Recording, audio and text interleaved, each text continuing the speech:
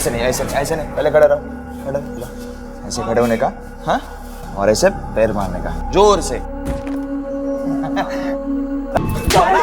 माला क्या कर रही हो? माला क्यों मार रही हो? क्यों मार रही है इसे? क्या क्या इसने? अरे आई पूछो इसने क्या किया है? मेरी छोटी बाची के साथ, इतनी छोटी बच्ची के साथ इसने। अरे जब मैंने इसको देखा ना, इसका उसकी फ्रॉक में हाथ था। सही कह रही है माला, मैं इसे छोड़ूंगा नहीं। अरे ज्यादा दिखाने के लिए रुको, देखो कुछ गलतफहमी हुई है। संजू ऐसा लड़का नहीं है, अच्छा लड़का है। आप मेरे बहन के पति हो ना, इसलिए आपका लिहाज करके मैं इसे अभी जिंदा छोड़ रहा हूँ, लेकिन मैं इसे छोड़ूंगा नहीं, इसे कोर्ट ले जाऊंगा, नहीं छोड़ूंगा इसे मैं। मुल्जिम संजू शिरोडकर पर चाइल्ड मोलेस्टेशन का इल्जाम सही साबित हुआ है। क्योंकि मुल्जिम अभी नाबालिग है, इसीलिए उसे 2 सालों के लिए जुवेनाइल रिमांड होम में रहने की ताकीद की जाती है। कहते हैं जिंदगी एक मंच है जहां हम सब अपना अपना किरदार निभाते हैं। अगर ये बात सच है तो ये किरदार हमें देता कौन है? कौन ये तय करता है कि कौन नायक बनेगा और कौन खलनायक? नमस्कार, आदाब। क्राइम पेट्रोल डायल 100 में आप सबका स्वागत है। कभी आपने सोचा है कि अगर अपना किरदार चुनना और अपनी जिंदगी की कहानी खुद लिखना हर इंसान के बस में होता तो ना तो इस दुनिया में कोई खलनायक होते और ना ही कभी कोई दुख भरी कहानी लिखी जाती। लेकिन सिर्फ चंद खुशकिस्मत लोग ऐसे होते हैं जो अपनी जिंदगी की कहानी खुद लिख पाते हैं।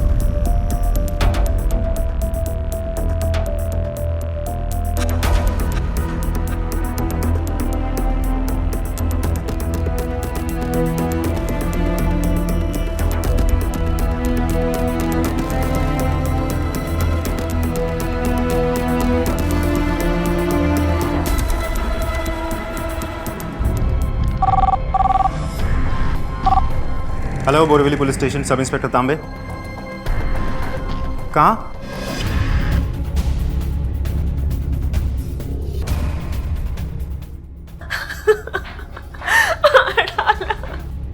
सर, मैं होटल का मैनेजर हूँ, मैंने ही आपको फ़ोन किया था। आपको किसी पर शक किसने किया होगा? ये संजू गाइड ने इनका मर्डर किया है। मैंने उसे अपनी आंखों से भागते हुए देखा है बाहर से। गाइड? यस, हम लोग 2 वीक्स पहले ब्राजील से अपने देश आए थे और वो 1 वीक से हमारे साथ था। झगड़ा हुआ था मेरे पति और संजू गाइड के बीच में। इनका पर्स, सारे पैसे सब लेके चला गया। वो उसी ने ही मारा इन्हें। आपके किसी स्टाफ ने मर्डर होते हुए या मुजरिम को भागते हुए देखा था? नहीं सर, हम लोग तो मिसेज अय्यर की चीख सुनकर वहाँ पहुँचे थे, तब तक वो वहाँ से भाग चुका था। आपके यहाँ तो सीसीटीवी कैमरास लगे हैं, आई होप काम कर रहे होंगे। फुटेज दिखाइए जरा। यस सर, लेकिन रात को कुछ टेक्निकल प्रॉब्लम आ गई थी जिसके लिए हमने इंजीनियर को बुलाया था। करीब 1 घंटे से 2 घंटे तक पूरा सिस्टम डाउन था, लेकिन उसके होटल से भागने की पूरी फुटेज हमारे पास है क्योंकि उस समय कैमरा ऑन था। ठीक है, फुटेज दिखाइए।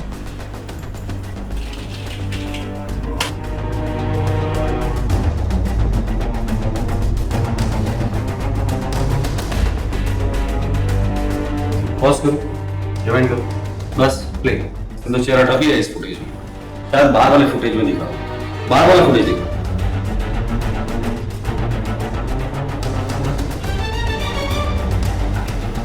ठीक है, इसकी कॉपी पुलिस स्टेशन ले जाओ। सर, ये संजू गाइड इतना भी मासूम नहीं है। पहले सीसीटीवी कैमरा से बचने के लिए उसने चेहरा छिपाया, फिर फ़ोन और सिम कार्ड को तोड़ के फेंक दिया ताकि पुलिस उसे ट्रैक ना कर पाए।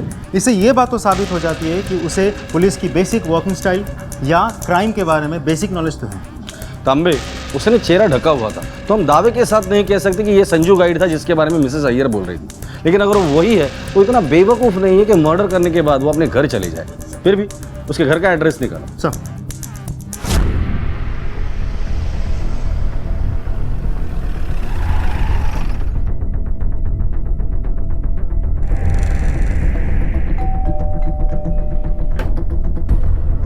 जी सर। संजू गाइड यही रहता है?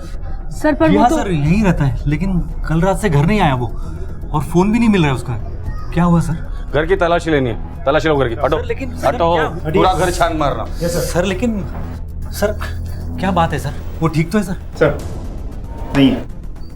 इस वक्त तुम्हारा भाई कहाँ मिलेगा? सर इस बारे में हम कुछ नहीं जानते। बचपन से 1 नंबर का आवारा लड़का है सर। वो तो इनका छोटा भाई है, तो इसलिए हमने इसको घर पे रखा हुआ है। सर टूरिस्ट गाइड है वो, इसलिए उसके आने जाने का कोई टाइम फिक्स नहीं है।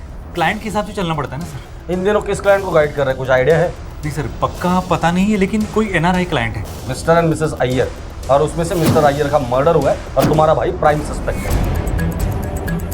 उसकी कोई फोटो है? सर है, मैं ला के देती हूँ। सर ये रहा।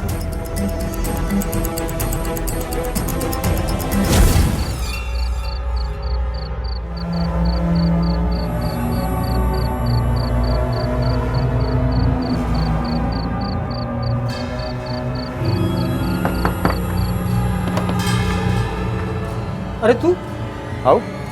अरे चला ना अंदर। कैसे आना हुआ? सोचा जाते जाते एक खुशखबरी सुनाओ तुझे। क्या बात कर रहा है यार, कैसी खुशखबरी? तेरी वो मीना मिली थी गजरे वाली। क्या बात कर रहा है यार? हाँ मतलब मैंने बात की उससे तेरे बारे में। वो बोल रही थी कल शाम को मिलने वाली थी। सच? हाँ अभी देख आगे क्या करने का। थैंक्स यार संजू, तूने तो मेरी लाइफ बना दी सच्ची। चल यार बहुत लेट हो रहा है मुझे, लास्ट ट्रेन चली जाएगी मेरी। अरे सुनना, काहे को टेंशन लेता है? रात में इधर ही रुक जाना, सवेरे ट्रेन चालू होगी तो आराम से चले जाना। चलेगा तुझे? अरे चलेगा नहीं, दौड़ेगा। और वैसे भी तुझे पार्टी तो देनी है, मेरा इतना अच्छा काम जो किया है तूने। चल ठीक है। सर, जिस बॉटल से उसका कत्ल हुआ था उसके टुकड़े विक्टिम के खून से पूरी तरह से सन चुके हैं और इसकी वजह से उस पे से फिंगरप्रिंट्स मिल पाना इम्पॉसिबल है सर। संजू बेसिकली नासिक का रहने वाला है। यह अपने दादा और बहनी के साथ रहता है। सर संजू मुंबई टाउन के आसपास गाइड का काम करता है। दिखने में हैंडसम है, ठीक ठाक बोल लेता है, वेल मैनर्ड है, इसलिए फॉरेन टूरिस्ट के बीच वो बहुत फेमस है। अगर ये मर्डर संजू ने किया है तो ये उसके लिए पहला क्राइम नहीं है। इससे पहले भी नासिक में चाइल्ड अब्यूज के लिए वो 2 साल रिमांड होम में रह चुका है। रिमांड होम से छूटने के बाद ही उसके माँ बाप ने उसे मुंबई में भाई के पास भेज दिया, जो खुद भी एक गाइड है। शुरुआत के दिनों में वो अपने भाई के साथ ही गाइड का काम करता था, लेकिन पिछले 2 साल से वो इंडिपेंडेंटली गाइड का काम कर रहा है। आस पड़ोस में इंक्वायरी की सर, लेकिन एक भी सिंगल आदमी उसके साथ बातचीत नहीं करता था। क्यों? अपनी भाभी के भतीजी के साथ बहुत गंदा काम किया था उसने। पूरे मोहल्ले में कोई बात नहीं करता था उनसे। आस पड़ोस में नहीं तो कोई तो होगा जिससे वो बात करता था, कोई दोस्त होगा। जमाल, एक पॉकेट मार।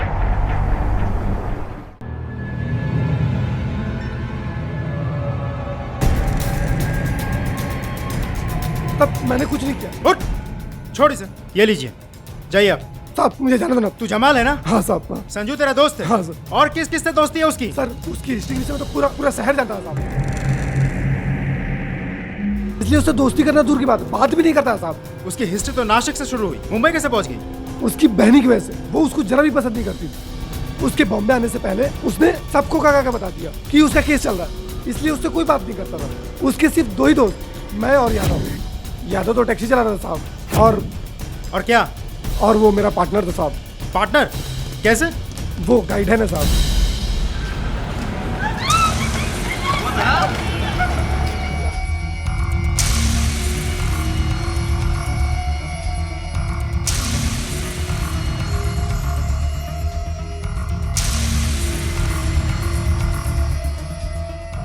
ये ले, तेरे 50 और मेरे 50।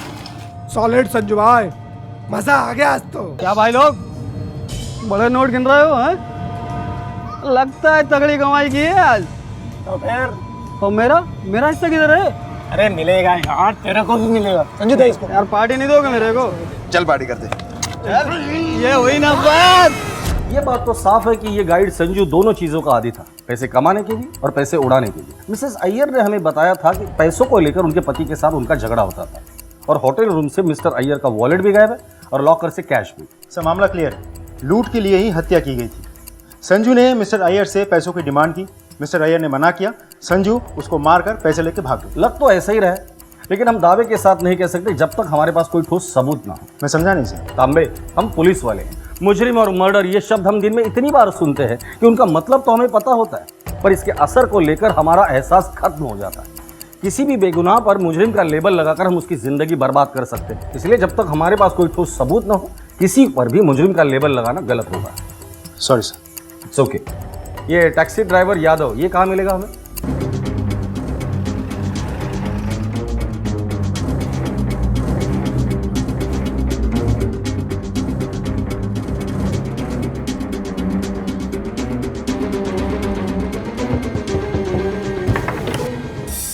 जी साहब। यादव? हाँ साहब, संजू आया था कल, मेरे साथ रुका भी था पूरी रात। वो सुबह ही चला गया। मुझे नहीं मालूम था साहब कि वो खून करके भागा है, नहीं तो उसी वक्त खबर की होती है आपको। सच्ची साहब, मेरा उसके साथ सिर्फ उठना बैठना है, उसके धंधे से मेरा कुछ भी लेना देना नहीं है साहब, सच्ची बोल रहा हूँ साहब। यहाँ से कहाँ जाने वाला था, कुछ बोला था? नहीं साहब, बस चाय पी और निकल गया। ये संजू ड्रग्स लेता था? नहीं साहब, कभी कभार बियर या बिस्की ले लेता था साहब। कोई गर्लफ्रेंड है उसकी? नहीं साहब, जहाँ तक मुझे मालूम है किसी लड़की से दोस्ती नहीं है साहब उसकी। ठीक है, अगर वो यहाँ दोबारा आए या फ़ोन करे तो हमें खबर करना। हाँ साहब, एकदम पक्का। वो जैसे ही आएगा सबसे पहले आपको खबर करूँगा साहब। क्या सोच रहे सर? संजू के बारे में सोच रहा था। संजू टूरिस्ट का काम करता है, अपने भाई के साथ रहता है, टूरिस्ट बिजनेस में अच्छा खासा कमाता है, ना ड्रग्स लेता है ना कोई गर्लफ्रेंड, अच्छा खासा कमाता होगा। फिर उसे पैसों की ऐसी क्या जरूरत आ पड़ी कि उसने मर्डर जैसा संगीन जुर्म किया। इसके अलावा टूरिस्ट गाइड का काम करते वक्त पैसेंजर को ठग के भी वो पैसे कमाता होगा, और इतना सारा पैसा वो सिर्फ 2 दोस्तों पर खर्चा करता होगा। मुझे नहीं लगता। तांबे, इस संजू के बारे में कुछ तो है जो हमसे छूट रहा है, पता करो। सर मैं अपने खबरियों को काम पे लगा देता हूँ, तुरंत सब कुछ पता चल जाएगा। ठीक है, तब तक मैं संजू के घर पे एक राउंड मार के आता हूँ। सर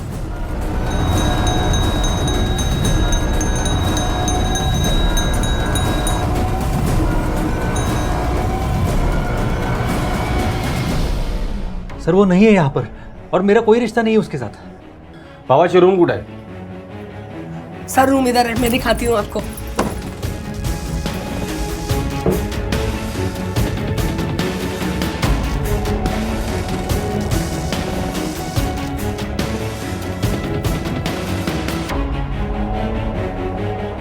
बहुत रंगीन मिजाज लगता है आपका भाई। रूम की तलाशी लो। सर एक्चुअली टूरिस्ट गाइड है हम लोग, तो गर्मी में टूरिस्टों के साथ घूमना पड़ता है हमें, पसीने की बदबू ना आए इसलिए हमें वो परफ्यूम लगाना पड़ता है सर। सर ये मिला है। चाइल्ड पॉर्न, ये भी शायद आपके धंधे की जरूरत होगी ना?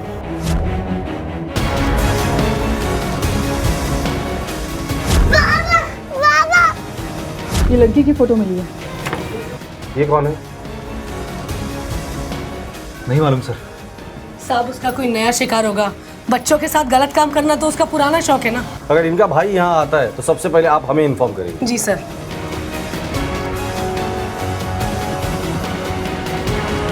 मैं ऐसा क्यों करूंगी, मुझ पे क्यों इल्जाम लगा रहे हो? चुप कर। मैंने पहले कभी बोला नहीं, लेकिन नासिक में ही तूने ही फंसाया ना उसको। क्या बिगाड़ा उसने तेरा? क्यों पीछे पड़ी हुई उसके? उस नीच इंसान के लिए तुमने मुझ पे हाथ उठाया ना? हाँ, एक बार पुलिस को पकड़ लेने दो उसको, देखना खुद से सर झुका के मेरे आगे ना माफी मांगी तो तुमने। श्वेता की तस्वीर का संजू के पास मिलना इस बात की तरफ इशारा कर रहा था कि अलग अलग जगहों और अलग अलग हालात में शुरू हुई इन दोनों की जिंदगी की कहानियां मिल चुकी थी। लेकिन कैसे? संजू का श्वेता के साथ क्या रिश्ता था? क्या वाकई संजू ने इस बच्ची को अपनी हवस का शिकार बनाया था या बनाने वाला था? और जिस एनआरआई का कत्ल करके संजू फरार हुआ था वो इस कहानी में कहां फिट बैठता था?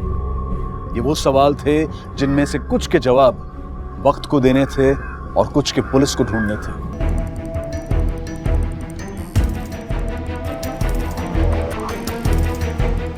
नाम साहब बोल। पता किया उस गुंडे के बारे में मैंने साहब। 2 टाके की 13 नंबर गली में एक कैसर मौसी का चकला है, वहाँ उसका हर रोज का उठना बैठना है साहब। और एक बात साहब, वहाँ उसकी जमुना नाम की एक आइटम फिक्स है, वो सिर्फ उसके साथ ही उठता बैठता है साहब।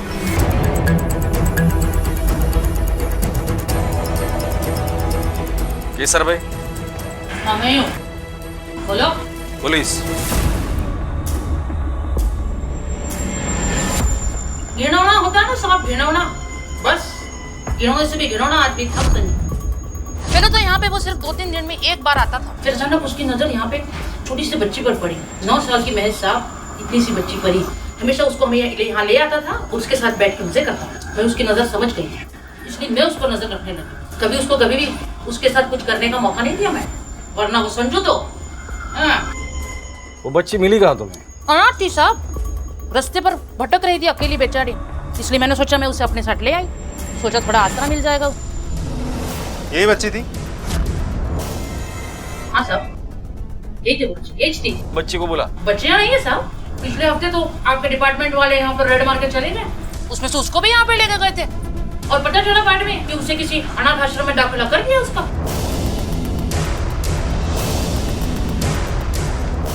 सभी पुलिस स्टेशन को इन्फॉर्म करके उस अनाथ आश्रम के बारे में पता करो। Yes sir.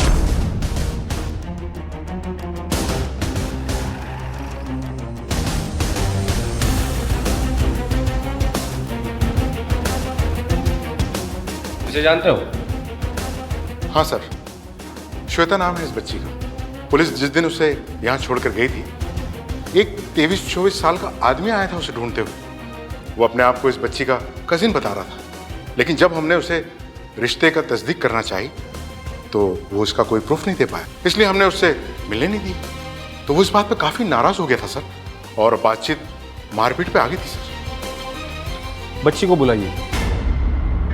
सर वो एक्चुअली में क्या है? क्या हुआ? बच्ची को बुलाने के लिए कहा तो आपके पसीने क्यों छूट गए? बुलाइए बच्ची को। सर वो बच्ची यहाँ नहीं है। नहीं है मतलब? कहाँ है बच्ची? एक 9 साल की बच्ची आपके एनजीओ से गायब हो जाती है और आपको पता ही नहीं है वो चली गई है या कोई उसे उठाकर लेकर गया। एनजीओ चलाते हुए मजाक करते हुए। और मिसिंग कंप्लेंट क्यों नहीं लिखवाया आप लोगों ने? अगर हम ऐसे करते तो सरकार से मिलने वाली ग्रांट बंद हो जाती और उसका यहाँ और बच्चों पर बहुत असर पड़ता सर, इसलिए कंप्लेंट नहीं करवाई। किसी पर शक है? हाँ सर, हम सबको उसी आदमी पर शक है जो उसका कजिन बनकर यहाँ है। ये आदमी था? हाँ सर, ये वही आदमी है। भगवान ना करे वो बच्ची उसके पास हो सर।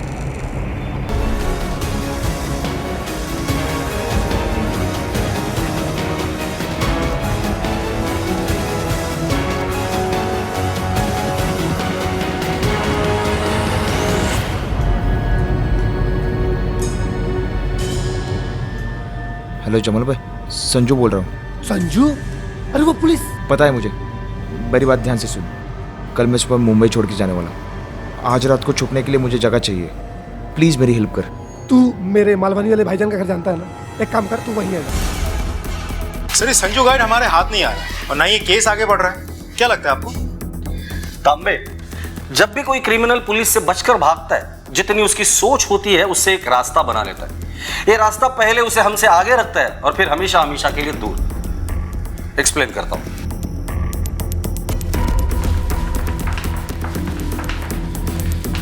रिकॉर्ड के हिसाब से यह है संजू, जो चाइल्ड अब्यूजर है। यहां उसकी मुलाकात होती है श्वेता से। श्वेता एक अनाथ आश्रम में रहती है। संजू श्वेता को लेकर भाग जाता है। फिर संजू की मुलाकात होती है अय्यर से।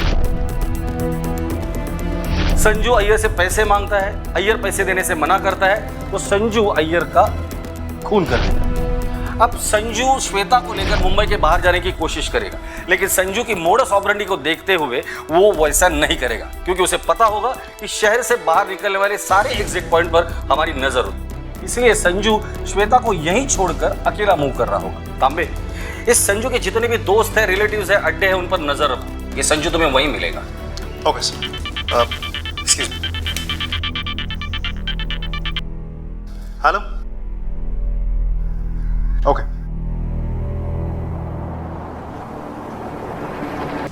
सर मैंने कुछ साले दोस्त माना था मैंने तुझे। चल। सर रुको। तूने मिस्टर अय्यर को क्यों मारा? अय्यर को क्यों मारा? श्वेता कहाँ है? क्या किया उसके साथ? श्वेता? हाँ श्वेता, वो छोटी सी बच्ची जिस पर तेरी गंदी नजर थी। अनाथ आश्रम से तूने किडनैप किया था ना? क्या किया उसके साथ? क्या है श्वेता? नहीं बोलेगा। तेरी खामोशी ना तुझे बचा नहीं सकती। तोड़ो इसे, तब तक तोड़ो जब तक ये सच ना बता दे। सर बहुत सख्त जान है। इतना तोड़ा लेकिन मुंह से एक शब्द नहीं निकला सिवाय श्वेता के। क्योंकि अभी तक उसे वहां चोट नहीं लगी जिससे उसे दर्द होगा। तांबे, डर सिर्फ इस बात का है कि लड़की तक पहुंचने में हमें देर न हो जाए। उसके पहले इसका मुंह खोलना पड़ेगा। एनआरआई अय्यर का हत्यारा और श्वेता का अपहरणकर्ता संजू गाइड अब पुलिस की गिरफ्त में था, लेकिन ना तो वो अपने जुर्म को कबूल कर रहा था और ना ही उससे इनकार कर रहा था। पुलिस के हर सवाल का उसके पास सिर्फ एक ही जवाब था, उसकी गहरी खाली आंखें और उसकी खामोशी। लेकिन अपनी तमाम कोशिशों के बावजूद पुलिस संजू की खामोशी नहीं तोड़ पाई, लेकिन उसे तोड़ना बहुत जरूरी था, क्योंकि श्वेता कहाँ है इस राज का खुलासा सिर्फ वही कर सकता था। और पुलिस को इस बात का डर था कि अगर वो वक्त रहते संजू की खामोशी नहीं तोड़ पाई तो कहीं श्वेता तक पहुंचने में उन्हें देर ना हो जाए। आगे क्या हुआ? क्या वाकई पुलिस का डर सही साबित हुआ? क्या सच में उन्हें श्वेता तक पहुंचने में देर हो गई?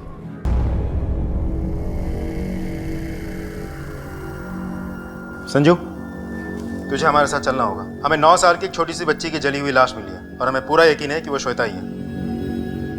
चल, शनाख्त करनी है। श्वेता, श्वेता ऐसे कैसे हो गया? सर ऐसे कैसे हो गया श्वेता के साथ?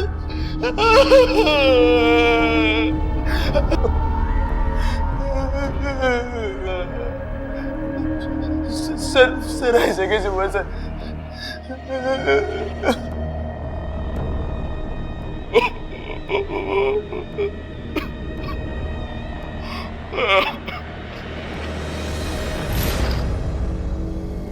श्वेता की जली हुई बॉडी देखने के बाद तुम्हारी जो हालत हुई है उसे पता चल रहा है कि तुम उसका भला चाहते थे। संजू, अब तो सच बता दो, किसने किया ये सब? सर मैं उसे अपनी बहन मानता था सर। बहन? हाँ सर, मैं उसे पहले दिन से बहन मानता हूँ। जब मैं जमुना के कोटे पे उससे मिला था, लेकिन एक दिन पुलिस की रेड पड़ी तो वो अनाथ आश्रम चली गई और मौका मिलते ही तुमने उसे भगा लिया? नहीं सर, मैंने नहीं भगाया उसे। जब तुम्हें पता था कि श्वेता गायब होने के बाद सबसे पहला शक तुम पर आएगा तो तुम भागे क्यों? पुलिस के पास क्यों नहीं गए? क्योंकि पुलिस कभी सच का पता नहीं लगाती, उनको सिर्फ फाइल क्लोज करना आता है। मेरे साथ पहले भी ऐसे हुआ है, दोबारा ना हो इसलिए मैं नहीं आया। अच्छा ही हुआ श्वेता भाग गई, उसे एनजीओ और वो अय्यर के पास से। मतलब? मिस्टर अय्यर और मिसेस अय्यर ने मुझे गाइड बनाया था। उन्होंने मुझे कहा कि उनको बच्चा नहीं है, वो किसी बच्चे को गोद लेना चाहते हैं, इसीलिए इंडिया आ रहे। मतलब पहिल्याच वेळी नजरेसमोर श्वेता आली सर। मुझे लगा कि उसको आई बाबा मिल गए, उसकी जिंदगी सुधर गई। मैंने उनको कहा कि अभी पेपर जल्दी बनाओ। मैंने श्वेता को समझाया, वो भी बहुत खुश थी। श्वेता को देखते ही उन्होंने पसंद कर दिया था सर। एडॉप्शन की प्रोसेस चालू ही थी सर। उसके होने वाले आई बाबा के पास मैं श्वेता को लेके जाता उनके होटल पे, ताकि एक दूसरे को जान सके। ये एडॉप्शन वाली बात क्यों छुपाई हमसे? मैंने कुछ पर्पजली नहीं छुपाया। वो सडनली मेरे हस्बैंड की डेथ हो गई तो मैं बहुत घबरा गई और मुझे कुछ याद ही नहीं रहा। एनजीओ वाले ने मुझे बताया कि 2-3 दिन में पेपर तैयार हो जाएंगे। मिस्टर अय्यर और मिसेस अय्यर बहुत खुश थे। उन्होंने मुझे एक बड़ी टीम थी, मैं भी बहुत खुश था। खुशी मनाने में जमुना के कोटे पे गए। निकल यहाँ से बाहर। क्या कर रही है? तुझे क्या लगा था मुझे पता नहीं चलेगा? राक्षस है तू, राक्षस। ये क्या बोल रही तू? हाँ, मैंने क्या किया? वो अनाथ आश्रम वाला यहाँ आया था तेरी तरह नोटों की गड्डियाँ लेकर, और पता है नशे में उसने सब पक दिया। तुम लोग श्वेता को 5 लाख में बेचने वाले थे ना, सब पक दिया है उसने। तू मेरी आंखों से ना बिल्कुल दूर हट जा, बिल्कुल दूर। ये क्या बोल रही तू? क्या बोल रही हो? यही सच है। तू निकल जा मेरी आंखों के सामने से, जा यहाँ से। मुझे बहुत गुस्सा आया सर। मैं दूसरे दिन वो अनाथ आश्रम में गया, उसके मैनेजर को 2-4 थप्पड़ लगाए। लड़की के साथ ऐसे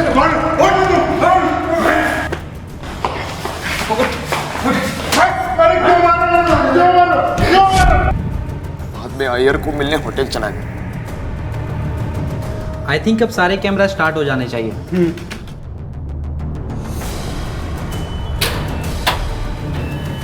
mister Iyer, mister Iyer, mister Iyer.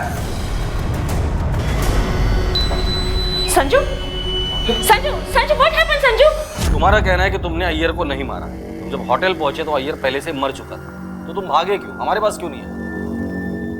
Sir मैं ये जानता था, मैं आपके पास आया तो वो एनजीओ वाले और मिसेस अय्यर मिलके मुझे फंसा लेंगे, इसलिए मैंने भागने का सोचा। मैं कल ही भागने वाला था मुंबई से।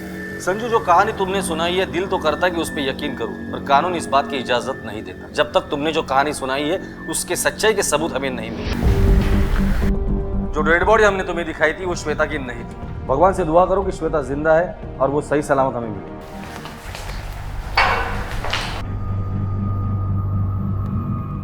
पुलिस को इस बात का पूरा यकीन था कि संजू की खामोशी टूटते ही उन्हें उन सारे सवालों के जवाब मिल जाएंगे जिनकी तलाश में वो अब तक जुटी हुई थी।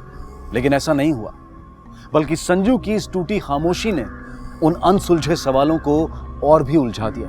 संजू ना सिर्फ एनआरआई अय्यर की हत्या से इनकार कर रहा था, बल्कि अपने आप को श्वेता का हमदर्द बताते हुए उसके गायब होने में अपनी किसी भी भूमिका से इनकार कर रहा था। तो क्या वाकई में संजू उतना मासूम था जितना वो अपने आप को दिखा रहा था, या फिर उससे भी कहीं ज्यादा शातिर जितना कि पुलिस अब तक उसे समझती आई थी? अगर संजू ने अय्यर की हत्या नहीं की थी तो फिर किसने की थी? और अगर श्वेता उसके पास नहीं थी तो फिर वो कहां थी? अरे बाबा, ये शॉप क्या है? भीतर देखो। अरे रुको, मैं देख कर आता है बंदा।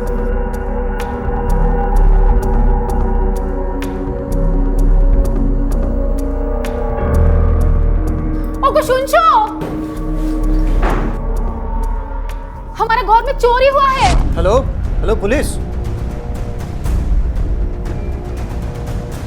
इंस्पेक्टर, आपको फोन करने के बाद ना हम दोनों ने मिलकर पूरा घर चेक किया। घर में जो लॉकर लॉक करके गया था वो वैसा ही लॉक है, उसमें से कोई कीमती सामान भी चोरी नहीं हुआ है। लेकिन ये घर का हालत देखकर तो ऐसा लग रहा है कि हमारा पीछे से कोई रह रहा था यहाँ पर। 2 दिन पहले मित्रा वो बोलपुर जा रहे थे, तो ऐसा उस लड़की ने कहा था। आखिरी बार कब देखा था उसे? मैम 2 दिन पहले, जब वो कंपाउंड से बाहर जा रही थी तो मैंने उसको रोका और पूछा कि कहाँ जा रही हो, तो उसने कहा कि कुछ सामान लेने के लिए जा रही हूँ, कुछ टाइम पे वापस आ जाऊंगी। दुकान मालूम है तुम्हें? हाँ सर, एक लड़की आई तो थी सामान खरीदने, तो सामने वाले बंगलो है ना, वहाँ पे किसी की मेहमान बता रही थी। मैम और एक बात, उस दिन वो सामान खरीदने के बाद वापस नहीं आई। तुम एक काम करो, स्केच वाले को बुलवाकर उस लड़की का स्केच तैयार करवाओ।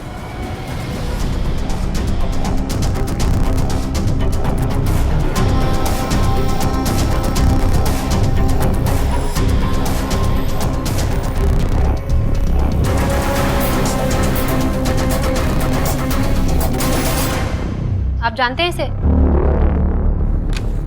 ये लड़की, और ये तो वही लड़की है, देखो तो। अरे ये तो वही लड़की है जो हमारे साथ ट्रेन में कंपार्टमेंट में थी। हाँ। ये अकेली थी, इसलिए हम दोनों ने मिलकर इसका अच्छी तरह ख्याल रखा। पूरा हावड़ा तक आई हमारे साथ। फिर हावड़ा से हमको इनके पेरेंट्स का कॉल आया। बोलपुर से हमारे एक क्लोज रिलेटिव का डेथ हो गया था, तो हम हावड़ा उतर गया और टैक्सी लिया और बोलपुर चला गया। रास्ते में हमने इस लड़की को भवानीपुर में छोड़ दिया। इस लड़की ने बोला कि इसका बाबा कोलकाता में काम करता है और वो बीमार है, और ये इसे उसे देखने के लिए कोलकाता जा रही है। और हमने इसे अपना एड्रेस दिया, फोन नंबर दिया, बोला कि कोई भी प्रॉब्लम होगा तुम हम लोगों को कांटेक्ट करो। और हाँ, वो ट्रेन के अंदर हमारी वाइफ से हमारा घर का कीज भी गिर गया, लेकिन हमारे पास एक स्पेयर सेट था, इसलिए हमने उतना सीरियसली ढूंढा नहीं। पर अभी हमको लगता है कि यही लड़की वो कीज चुराया होगा। उस लड़की के पास घर की चाबियां भी थी और उसे घर का एड्रेस भी मालूम था, और उसे ये भी मालूम था कि मिस्टर मित्रा अपने घर नहीं बोलपुर जा रहे। तुम एक काम करो, मुंबई पुलिस को उस लड़की का स्केच भिजवाओ, हो सकता है हमें उससे रिलेटेड कोई भी इंफॉर्मेशन मिले, मिसिंग या कुछ और। Yes ma'am. सर, एक गुड न्यूज़ है, श्वेता जिंदा है। ये रहा स्केच। श्वेता मिल गई आपको? वो जिंदा है? वो मिली नहीं, सिर्फ खबर मिली है कि वो कोलकाता में कहीं है। कोलकाता? सर,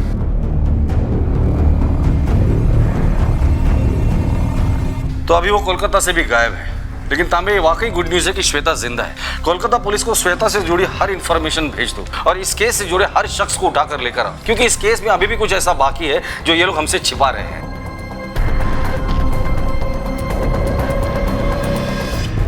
मैम, मुंबई से बच्ची की इन्फॉर्मेशन आ गई, इसका नाम श्वेता है। अचानक से रातों रात मुंबई के एक ऑफिस से गायब हो गई। फुटेज में कुछ मिला? यस मैम, मित्राज ने जो एग्जैक्ट डेट बताया था उस दिन की फुटेज हमने चेक किया है, उसमें साफ दिख रहा है बच्चे कंपाउंड में एंटर करते हैं, उसके बाद ये घर से बाहर निकलती है, खाने पीने के लिए सामान खरीदती है और फिर घर में वापस।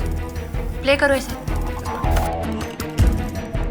ये लड़की घर से बाहर निकली और फिर इसने खाने पीने का सामान भी खरीदा और वापस भी चली गई, लेकिन ये अचानक गायब कहाँ हो गई? Please please please please please मुझे मत मारिए सर। मैं मानता हूँ कि ऑपरेशन के नियमों में मुझसे कुछ गलती हुई। 5 लाख रुपए में मैं श्वेता को भेजना चाह रहा था, पर संजू का इसमें कोई हाथ नहीं, वो इस बारे में कुछ नहीं जानता। आपको खुदा का वास्ता मैडम, आपको खुदा का वास्ता बख्श दो मुझे पता था वो लोग श्वेता को बेचने जा रहे हैं, मुझे पता था, लेकिन तो भी मैं पुलिस वाले के पास गई नहीं, क्योंकि मुझे वो अनाथ आश्रम वालों ने 1 लाख रुपया दिया था मेरा मुंह बंद करवाने के लिए। मैडम, संजू सच में श्वेता से बहुत प्यार करता था, उसे लेके उसके मन में कोई भी गंदा इरादा नहीं था। वो सच बोल रहा है मैडम। मैंने ही उसके बिस्तर के नीचे वो गंदी डीवीडी छुपाई थी मैडम। क्यों? मैं बहुत नफरत करती थी उससे, बहुत ज्यादा नफरत करती थी। संजू, संजू आना जरा। हाँ लो, चलो मैं आता हूँ। क्या हुआ वैनी, क्यों बुलाया? तुझे बच्चे बहुत पसंद है ना? बहुत पसंद है मुझे।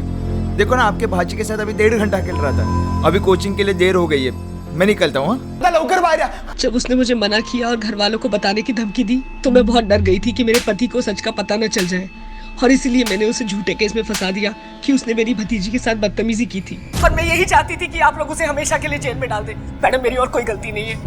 मिसेस अय्यर, आपके जुर्म की कहानी आपके पार्टनर्स ने हमें इंस्टॉलमेंट में बता दी है। हमें यह भी पता चला है कि आप और आपके स्वर्गीय पति ब्राजील में ह्यूमन ऑर्गन्स का बिजनेस करते थे। अब बची हुई कहानी आप हमें बताएंगी या बुलवानी पड़ेगी? ब्राजील के ब्लैक मार्केट में ऑर्गन ट्रांसप्लांटेशन के लिए हम ह्यूमन बॉडी सप्लाई करते थे। एशियन कॉन्टिनेंटल के गरीब लोगों को नौकरी का झांसा देकर ले जाते थे, बट इस बार एक चाइल्ड बॉडी की रिक्वायरमेंट थी और श्वेता उसमें एग्जैक्टली फिटेड थी। श्वेता कहाँ है? जिस दिन मेरे हस्बैंड का मर्डर हुआ उसी रात होटल के रेस्टोरेंट में हमने तीनों ने साथ में डिनर किया था। उसके बाद वो कहाँ चले गई मुझे नहीं पता। सर, मिसेस अय्यर की झूठ बोलने की कोई वजह नजर नहीं आती। मुझे तो लगता है संजू झूठ बोल रहा है। संजू श्वेता को लेकर हमेशा से ही बहुत पॉजिटिव था, इनफैक्ट अभी भी है। तो शायद उसे जब सच्चाई पता चली तो मिस्टर अय्यर को मार दिया। ऑफ कोर्स ऐसे हो सकता है, लेकिन ऐसे ना होने के भी पूरे चांसेस है। हमारे पास संजू बेगुनाह है इसके कोई सबूत नहीं, उसी तरह वो गुनहगार है इसका भी कोई सबूत नहीं। हाँ, सीसीटीवी फुटेज से हमें ये पता चलता है कि कत्ल वाले दिन और वक्त संजू होटल में गया था, पर उससे ये साबित नहीं होता कि ये कत्ल संजू ने किया है। तो फिर कौन हो सकता है सर? वो तो यहाँ किसी को जानता भी नहीं। इस वक्त कुछ कहना मुश्किल है, लेकिन तांबे एक पॉइंट नोटिसेबल है। मिसेस अय्यर ने कहा था जब मिस्टर अय्यर का जिस रात खून हुआ था उस वक्त श्वेता उन दोनों के साथ थी। अगर ऐसा है तो श्वेता कहाँ है? आपको क्या लगता है सर, क्या हो सकता है? मुझे लगता है कि इस पूरी कहानी में एक और किरदार इन्वॉल्व है जो अभी तक हमारे सामने नहीं आया, या फिर इन्हीं किरदारों में से कोई एक है जो डबल रोल प्ले कर रहा है। नहीं समझा सर। कोलकाता पुलिस को फोन करो और अपडेट्स लो। अगर ये श्वेता हमें मिल जाती है फिर सब समझ में आ जाएगा। हम लोग पूरी कोशिश कर रहे हैं, पर वो लड़की अचानक हवा की तरह गायब हो गई है, वो भी बिना कोई क्लू छोड़े। Thank you very much ma'am, thank you. वो लड़की मुंबई में हुए एक मर्डर केस की बहुत ही इंपॉर्टेंट कड़ी है। कम ऑन, एक काम करते हैं, हम लोग फिर से शुरू करते हैं। उस कंपाउंड के जितने भी बंगलों के ओनर्स हैं और उनकी फैमिली पर नजर रखो। उस सोसाइटी में रोज जो भी आता जाता है, भाजी वाला, दूध वाला, जो भी, उन सब पर नजर रखो। कोई ना कोई ऐसा डॉट तो है जिसे हम मिस कर रहे हैं। Yes ma'am.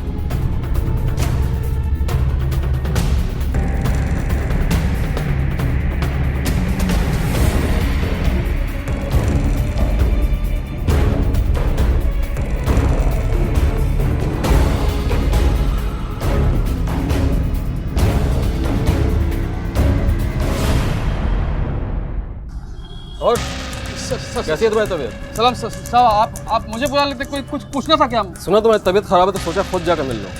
हाँ, अचानक से क्या हो गया तुझे? नहीं, तबीयत तो सर सही है। किसने बोला आपको तबीयत खराब है? अरे मेडिकल शॉप से दवाइयाँ खरीद रहे हो? सर वो थोड़ा गला खराब हो गया था इसलिए। देखा, ये दवाइयाँ तो बच्चों की है। कैसा कोई बच्चा रहता है? सर वो सर बोल सर। चल सर, यार कुछ नहीं। चल सर, चल। मैडम गलती हो गई, मैडम गलती हो गई। बताता हूँ मैडम, जब से वो आई थी तब से वो मेरी नजर में थी, और जिस दिन वो सामान खरीद के वापस आ रही थी तो बंगलों में कोई नहीं था, सब सो रहे थे। छोटी सी मासूम सी बच्ची पर नजर डाली कैसे? हाँ, गलती हो गई मैडम गलती हो गई मैडम गलती हो गई मैडम। उन्होंने कहा था वो मेरे नई आई बाबा है, और मैं मेरी नई आई के साथ होटल में खाना खा रही थी, और मैंने जल्दी खाना खत्म कर लिया और बाबा के साथ वीडियो गेम खेलने ऊपर चली गई। ओके, टीवी देखा बैठ के। और मेरे काका ने तो भेजा था। मैं वहाँ से भाग के रेलवे स्टेशन पे चली गई, और पता नहीं मैं कौन सी ट्रेन में बैठ गई। सॉरी संजू भैया, सिर्फ आप ही भरोसा करने के लिए, मेरी वजह से आपके साथ ये सब हुआ। सॉरी नहीं बोलती बेटा, मैं तो सब कुछ भूल गया। जो मेरे साथ हुआ अब तो तुम्हारे साथ नहीं होगा। मैं इंतजार करूंगा तुम्हारा। मुझे किसी ने नहीं अपनाया, लेकिन मैं तुम्हें अपनाऊंगा। हाँ बेटा, तुम्हारे साथ कुछ गलत नहीं होने दूंगा। संजू तुम बेकसूर हो, जा सकते हो। तावड़े और हाँ सॉरी।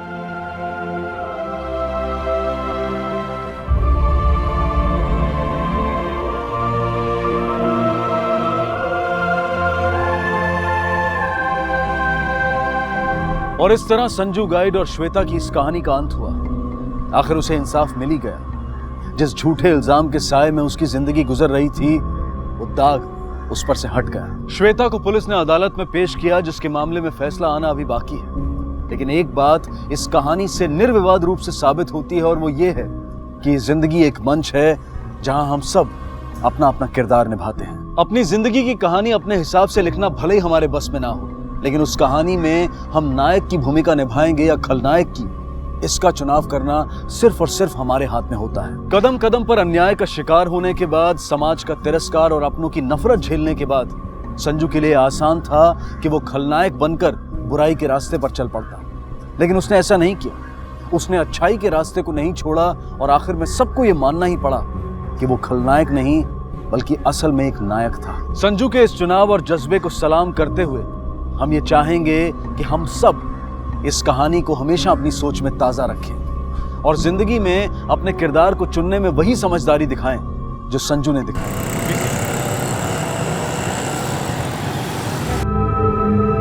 सुनो, सब ले लिया? हाँ। कुछ छूटा नहीं है ना, वरना लेट हो जाएगा। सुनो, मैं बोल रही थी आई बाबा बोल ही रहे हैं तो क्यों ना हो जाने के बाद चले। अंजलि कुछ नहीं होने वाला, चलो जल्दी निकलते हैं और जो कुछ भी होगा देख लेंगे ना, है कि नहीं? अरे यार बैठो, हम अपने हनीमून के लिए जा रहे हैं। लग्नाची अडचणी आल्या त्या संपल्यात की नहीं? वैसे भी वहां पे तुम्हें परेशान करने के बहुत मौके मिलने वाले हैं मुझे। आप इतनी जिद क्यों कर रहे हैं? एक दो दिन रुक जाते हैं ना, मेरी तबीयत सच में ठीक नहीं है। अरे मैं 10 बार बोल चुका हूं हम नहीं रुक सकते, तुम्हें बात समझ में नहीं आती? तुम्हारी तबीयत इतनी भी खराब नहीं है, बच्चे को कोई खतरा नहीं होगा, मैंने कहा ना। मुझे समझ नहीं आ रहा है ऐसे क्या इमरजेंसी है कि आप ऐसा। तुम्हें समझने की कोई जरूरत नहीं है, मैंने कहा ना तुम्हें। फटाफट तैयार हो जाओ, चलो निकलना है हमें। दामाद जी आप खामोखाम परेशान हो रहे, और वैसे भी डरने की कोई बात तो है नहीं। सासरे बुआ मला माहिती मी काय करतोय, ये मेरा घर का मामला है, आप बीच में मत बोलिए। मैंने डिसाइड कर लिया है, आज हम लोग जा रहे हैं बस। अरे बेटा, लेकिन मंजूषा पेट से है, इसका तो थोड़ा ख्याल रखो। तुम आ रही हो या नहीं?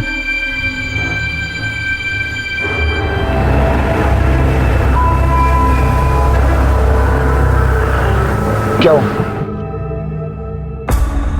लगी है भाई। तैयार आराम से। सोहम, मुझसे बर्दाश्त नहीं हो रहा। ताई टेन्शन घेऊ नको, आपण हॉस्पिटलमध्ये जाऊया। भाऊजी लवकर आलो रे आलो, 2 मिनिटं।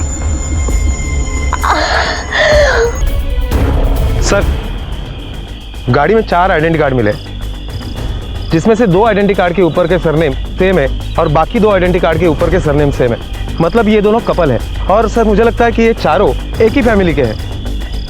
सर हाईवे पर लूटपाट का मामला दिखाने की कोशिश की गई है, लेकिन वैसे है नहीं, क्योंकि गाड़ी में मोबाइल पर्स सब कुछ वैसे के वैसे ही है। हो सकता है, लेकिन फिलहाल कुछ नहीं कहा जा सकता। शिंदे, किस आदमी को बाथरूम लगी हो, इसीलिए इसने हाईवे से गाड़ी नीचे 50 मीटर दूर यहाँ कच्चे रास्ते पर रोकी, और जैसे ही गाड़ी से बाहर निकला इन पर किसी ने हमला कर दिया और सबको मार दिया। एक काम करो, इस पूरे एरिया की तलाशी लो, शायद कोई सुराग मिल जाए। Okay sir. चलो।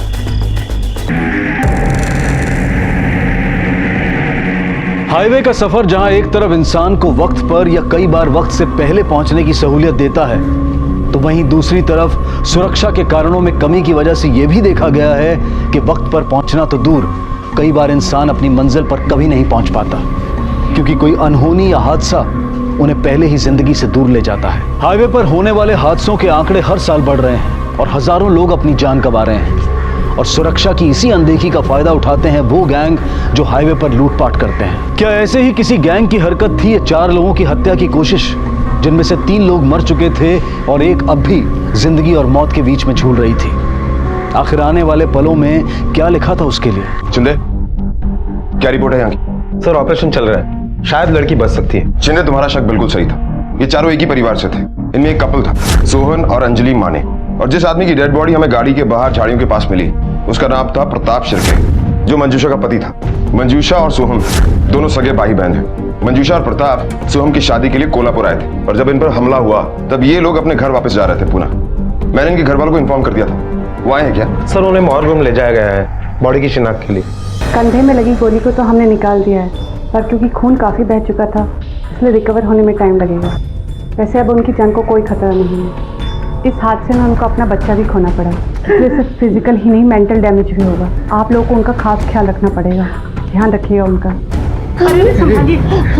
सावित्री, संभाल अपने आप को।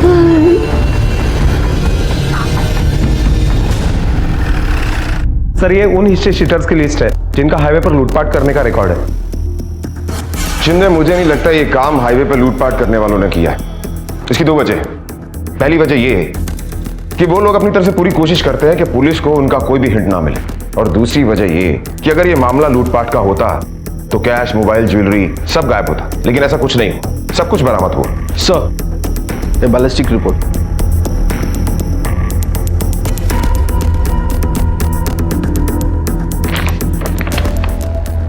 चिंदे, इस बैलिस्टिक रिपोर्ट से मेरा शक और पक्का हो गया। देखो, गोली किसी हाई एंड गन से चली, और हाईवे पर लूटपाट करने वाले लोग देसी कट्टे का इस्तेमाल करते हैं। सर, ऐसा भी हो सकता है कि चारों में से किसी एक से प्रॉब्लम हो और बाकी 3 लोग हादसे का शिकार हो गए हो। लेकिन शिंदे, ये भी हो सकता है कि दुश्मनी सिर्फ एक से नहीं बल्कि पूरी परिवार से हो। इस बार परिवार पूरा इकट्ठा था, इसीलिए हमला हो। और ये पता करने के लिए हमें सोहम, अंजलि, मंजूषा और प्रताप, इनके बारे में सारी इन्फॉर्मेशन इकट्ठी करनी होगी, और उनकी भी इन्फॉर्मेशन इकट्ठी करनी होगी जो इन लोगों से जुड़े हुए हैं। सर, मंजूषा के पिताजी आए। मेरी समझ में नहीं आ रहा है कि चारों एक साथ कैसे थे। मतलब? सर, वैसे तो इन चारों को पूना जाना था, पर सोहम और अंजलि पहले निकले थे। थोड़ी देर बाद में मंजूषा और प्रताप निकले थे, दोनों अलग अलग गाड़ियों से। अच्छा, ये बताओ कि चारों को पूना जाना ही था तो 2 अलग अलग गाड़ियां क्यों नहीं? सोहम और अंजलि को हनीमून के लिए जाना था, नई नई शादी और थोड़ी प्राइवेसी, इसीलिए अलग अलग गाड़ियों में गए। और वैसे तो आप जानते ही हैं कि आजकल के बच्चों को समझाना कितना मुश्किल है, इसलिए हमने मना भी नहीं किया था। सर, मुझे अभी अर्जेंट निकलना पड़ेगा, क्या है कि सातारा में मुझे अर्जेंट काम है। ठीक है, फिलहाल आप जा सकते हैं, लेकिन हो सकता है कि आपको जल्दी वापस आना पड़े। चिंदे, कमाल का आदमी है। बेटा, बहू और दामाद मर चुके और बेटी हॉस्पिटलाइज है, लेकिन इसे अर्जेंट वर्क से सातारा जाना है। सर, मुझे नहीं लगता कि जनार्दन हमें सब कुछ सच बता रहा है। बात कुछ और है और ये बता कुछ और रहा है।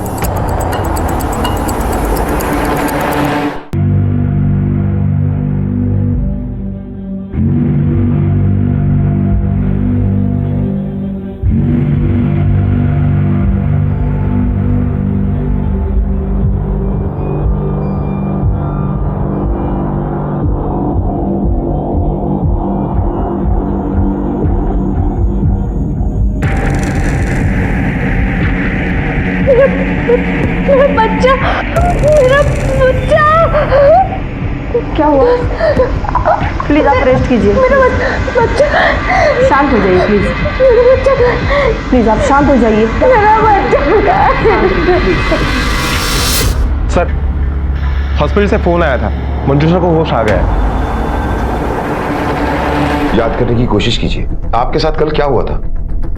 मैं और प्रताप पूना जा रहे थे, बीच में सोहम का फोन आया था। हाँ हाँ हाँ सोहम, क्यों नहीं, बस 2 मिनट लगेंगे। सोहम का फोन था, वो आगे हाईवे पर खड़े हैं, उनकी टैक्सी खराब हो गई है, उसे और अंजलि को आगे से पिकअप कर लेते हैं। अरे हम लोग अभी तक हाईवे पे पहुंचे नहीं हैं और उनकी टैक्सी खराब होगी। पुणे गए ना, दूसरी टैक्सी पकड़ के आ जाए। क्या हुआ? हाँ हाँ, नहीं कुछ नहीं, ठीक है, पिकअप कर लेंगे उन्हें। उसके बाद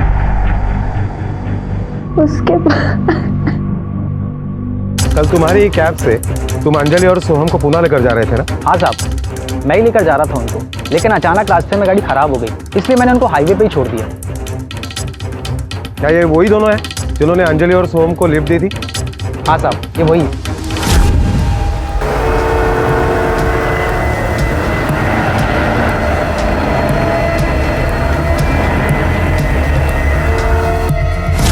और प्रताप ने अंजलि और होम को हाईवे से पिकअप किया था।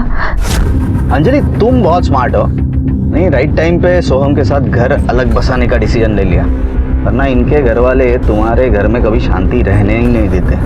आओ भाऊजी, 4 दिवस झाले लग्नाला, कभी तो अच्छा बोलो फैमिली के बारे में। गलत कह रहा हूँ क्या कुछ?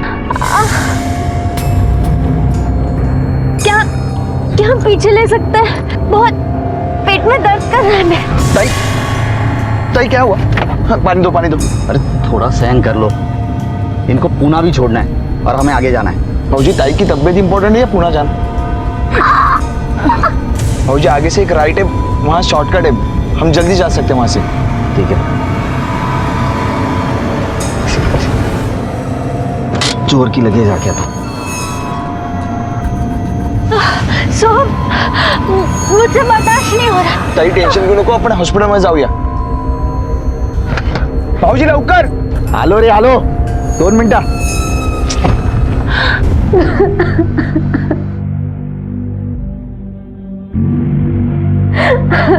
इंस्पेक्टर साहब, आपको इन्हें थोड़ा और वक्त देना होगा। ठीक है डॉक्टर, आप जरा हमारे साथ आइए। डॉक्टर, हमें इनसे कुछ जरूरी इंफॉर्मेशन चाहिए। कितना टाइम लगेगा इन्हें रिकवर होने में? कितना टाइम लगेगा ये तो मैं नहीं बता सकती, लेकिन हाँ, रिकवर होने में टाइम तो लगेगा। और आप लोगों के सवालों से उनकी तबीयत और भी खराब हो सकती है। वो वैसे ही मेंटल और फिजिकल ट्रॉमा में है, एक तो शूट आउट की वजह से और दूसरा वो अपना बच्चा खो चुकी है। Thank you doctor. शिंदे, मुझे ऐसा लगता है जिसने भी ये कत्ल किया है उसका टारगेट प्रताप था, या शायद मंजूषा और प्रताप दोनों, और ये सोहम और अंजलि गेहूं के साथ घुन की तरह पिस गए। सर, लेकिन एक बात मेरे समझ में नहीं आ रही है, इस प्रताप को मंजूषा के माँ बाप से क्या प्रॉब्लम थी कि उसने शादी करके आई हुई नई बहू को भड़काने की कोशिश की? अंजलि, तुम बहुत स्मार्ट हो, नहीं राइट टाइम पे सोहम के साथ घर अलग बसाने का डिसीजन ले लिया, वरना इनके घर वाले तुम्हारे घर में कभी शांति रहने ही नहीं देते। हो सकता है वो सच बोल रहा हूँ, या फिर अपनी कोई कमी छुपाने की कोशिश कर रहा हूँ। इस प्रताप के बारे में सारी इंफॉर्मेशन हमें मंजूषा के बाप से मिलेगी। उसका बाप सितारा में कुछ अर्जेंट काम के लिए गया हुआ ना, वापस आया कि नहीं? हाँ सर, मैंने एक कांस्टेबल उसके पीछे लगाया था, अभी वो अपने घर पर ही है। प्रताप सिर्फ अपने बारे में ही सोचता था, उसने मेरी बेटी की कभी फिक्र नहीं की। हमेशा मेरी मंजूषा को दुख दिया है उसने। अरे 4 लोगों के बीच उसे बेइज्जत करता था। सर, सच कहूं तो प्रताप बहुत गुस्से वाला आदमी था, यहाँ तक कि उसने मेरे सोहम पर कोर्ट केस भी कर दिया था, हमारी अपनी जमीन हथियाने के लिए। वो सबको गालियां देता था, किसी की इज्जत करना तो उसे आता ही नहीं था। इसलिए तुमने उसे तंग आकर जान से मार दिया, है ना? सच कहूं तो हाँ, मैं उसे तंग आ गया था, पर मैंने उसका खून नहीं किया। मैं अपने बेटे बहू को क्यों मारूंगा? मैंने किसी को नहीं मारा सर। शिंदे, इस जनार्दन की कॉल रिकॉर्ड्स और मोबाइल लोकेशन निकालो, क्योंकि ये सिर्फ प्रताप से ही नहीं, सोहम और अंजलि से भी गुस्सा था, क्योंकि अंजलि के कहने पर सोहम अलग घर लेकर रहने के लिए तैयार हो गया था। लेकिन सर, फिर जनार्दन मंजूषा को क्यों मारेगा? शिंदे, ये मत भूलो कि गोली मंजूषा के कंधे पर लगी है, और कंधे पर गोली लगने से कोई मरता नहीं है।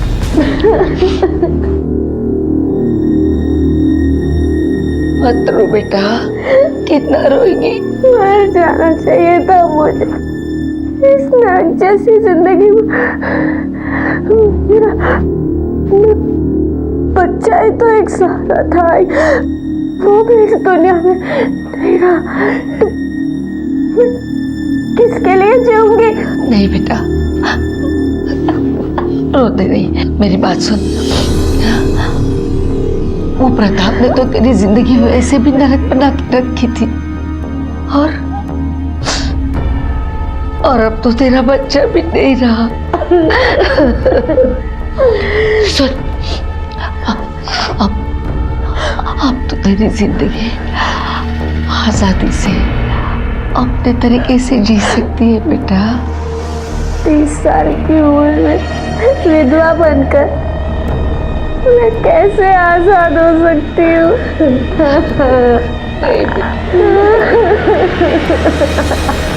सर, हमने जनार्दन के मोबाइल की लोकेशन ट्रेस की है। कत्ल के वक्त जनार्दन का मोबाइल लोकेशन हाईवे के आसपास का नहीं था। और सर, ये सोहम की पोस्टमार्टम रिपोर्ट। सोहम के पोस्टमार्टम रिपोर्ट के मुताबिक सोहम के बॉडी पर गोली के अलावा कुछ चोट के निशान पाए गए। वो ज्यादा पुराने नहीं थे और उसमें से कुछ घाव भर भी चुके थे। इसका मतलब कुछ दिन पहले सोहम की किसी से लड़ाई हुई थी और उसने सोहम को बहुत बुरी तरह से मारा भी। लेकिन क्यों? और ये बात उसके घर वालों ने हमसे छुपाई क्यों?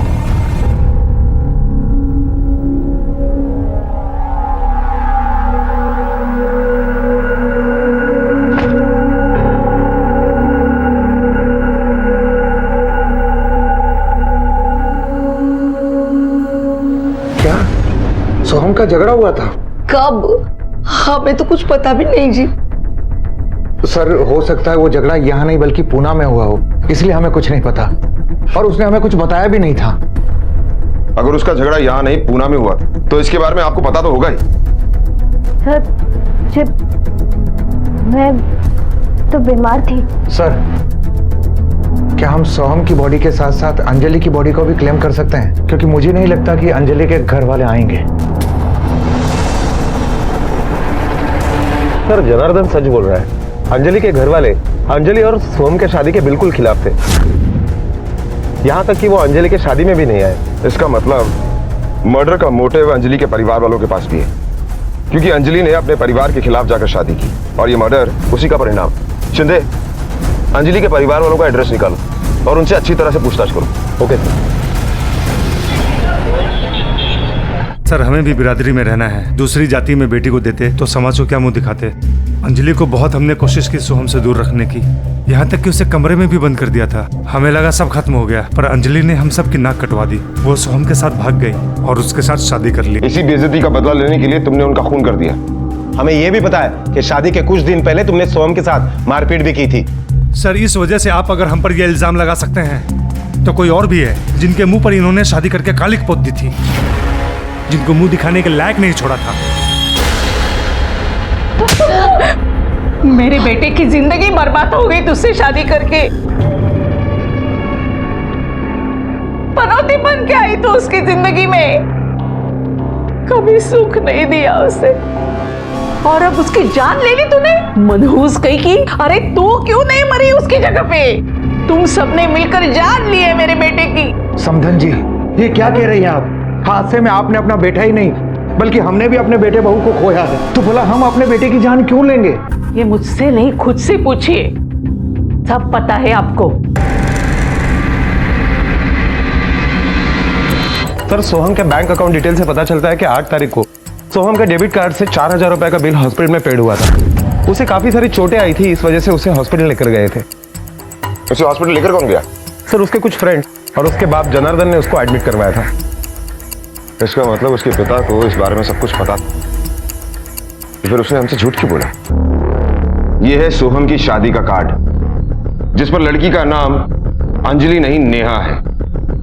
अब और कुछ छुपाने की कोशिश की ना तो अगली बार पूछेंगे नहीं, उगलवाएंगे, समझे? सर, नाम तो बदल ही सकते ना। पंडित जी ने कहा था कि यह नाम अच्छा नहीं है, नेहा नाम शुभ है, इसलिए हमने नेहा नाम छपाया। अच्छा, पंडित ने बाप का नाम भी बदलने के लिए कहा था?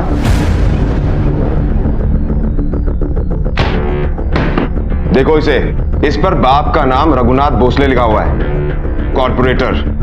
तुम्हें पहले एक सांगा कि तुम झूठ क्यों बोल रहे थे? कहीं ऐसा तो नहीं कि उससे डर कर सच छुपा रहे थे? मैं भला उससे क्यों डरूंगा?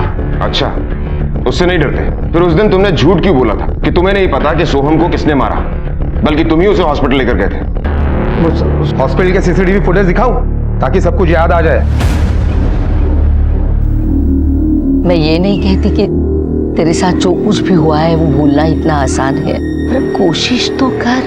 नसीब में जो कुछ भी लिखा है वो हम बदल नहीं सकते, ना ही मिटा सकते हैं। शायद इसीलिए भगवान ने हम औरतों को सहन शक्ति दी है, ताकि जो कुछ भी दुख हो हम हंस के पी जाए। यहाँ से तुझे हिम्मत मिलेगी, शांतिपण मिल। तू बस हाँ बैलेंस।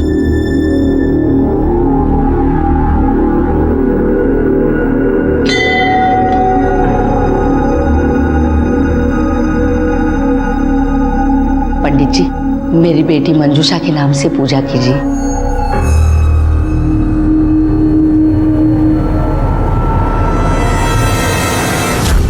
रोहन भोसले, सोहम के साथ तुमने मारपीट की थी ना? हाँ की थी, और सिर्फ मारपीट नहीं, हड्डियां तोड़ी थी उसकी। पर आप साबित कैसे कर पाओगे? उसकी चिंता तुम मत करो, ये हमारा काम है, हम कर लेंगे। तुम सिर्फ अपनी हड्डियों का ख्याल रखो। अरे सर, अंदर चल के बात करते हैं ना। अब भी क्या बच्चे की बात का बुरा मान गए? दरअसल अपनी बहन से बहुत प्यार करता है। जब सोहम ने उसका मजाक उड़ाया तो गुस्से में आकर इसने उसके साथ मारपीट की। शर्म आनी चाहिए आपको। अपने बेटे को समझाने की बजाय इसी की शर्ट ले रहा है। इसने कानून को अपने हाथ में लेने की गलती की है और इसे आप बढ़ावा दे रहे हैं। हाँ सर, गलती होगी। बच्चा है, गर्म खून है, गुस्सा जल्दी आ जाता है इसे। यह भी तो हो सकता है इसी गुस्से में इसने सोहम, उसकी वाइफ और उसके ब्रदर इन लॉ तीनों का खून किया। और गर्म खून को ठंडा करना हमें अच्छी तरह से आता है। सर आप गलत समझ रहे, इसने सिर्फ मारपीट की है, किसी को मारा नहीं। इसने नहीं मारा तो आपने मारा है। सर मैं किसी को क्यों मारूं? मैं तो भगवान का शुक्र मानता हूँ ये सब शादी के पहले हो। शादी के बाद अगर अंजलि आ जाती तो ये सोहम मेरी बेटी को छोड़ के भाग जाता। तब सोचो तो मेरी बेटी का क्या होता। कम से कम उसको आजकल 1000 रिश्ते आ रहे हैं, लड़कों की कुछ कमी नहीं है।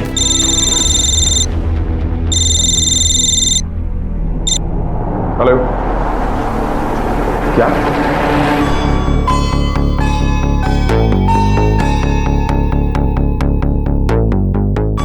आज सुबह हम दोनों मंदिर गई थी। मैं अंदर पूजा करने के लिए चली गई। बाहर आके देखा तो मंजूषा बाहर नहीं थी। मैंने उसे ढूंढा, वहां एक सुनसान जगह पर बैठी हुई मिली। मंजूषा दिखा तो काय ग इकडे काय करतेस? काय ग? मैं मंदिर की परिक्रमा कर रही थी।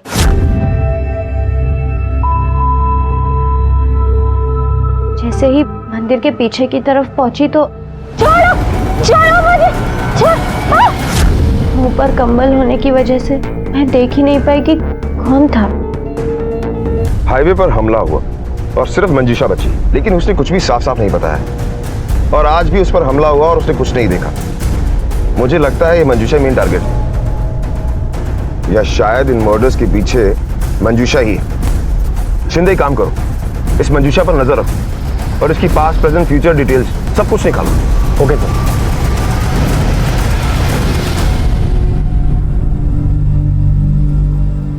मंजूषा,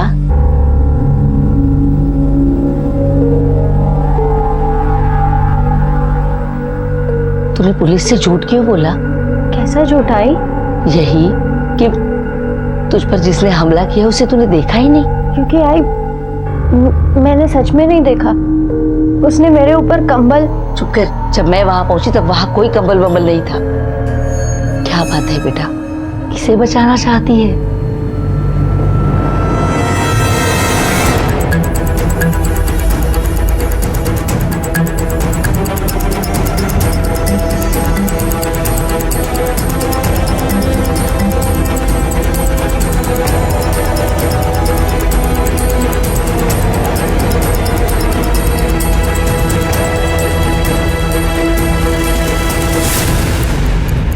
सुनील, मंदिर में जितने भी सीसीटीवी कैमरास हैं सबकी फुटेज निकालो।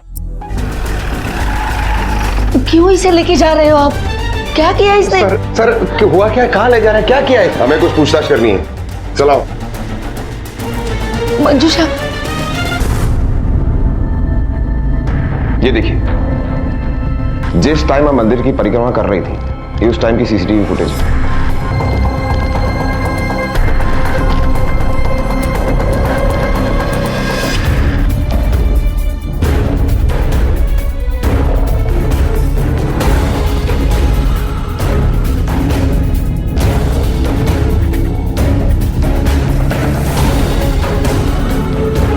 सलाम साहब।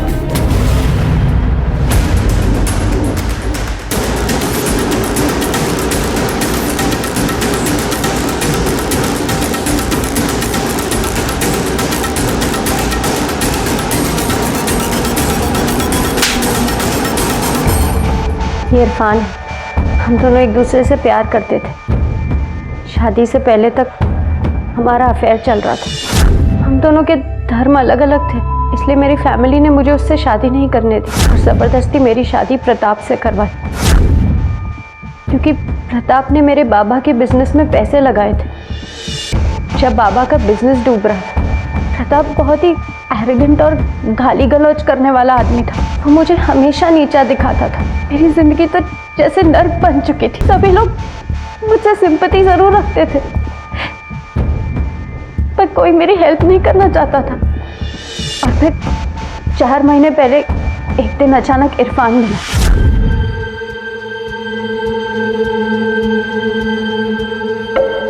उसके बाद अक्सर वो मेरा पीछा करता था। मैंने कभी भी उसे पलट कर नहीं देखा, पर वो हार मानने को तैयार ही नहीं था।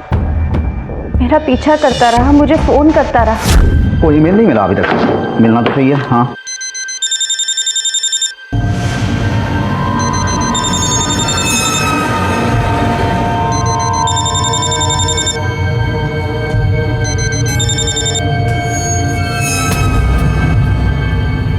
फिर मैंने आखिरी बार मिलकर इरफान को समझाने का सोचा और उसे मिलने बुलाया।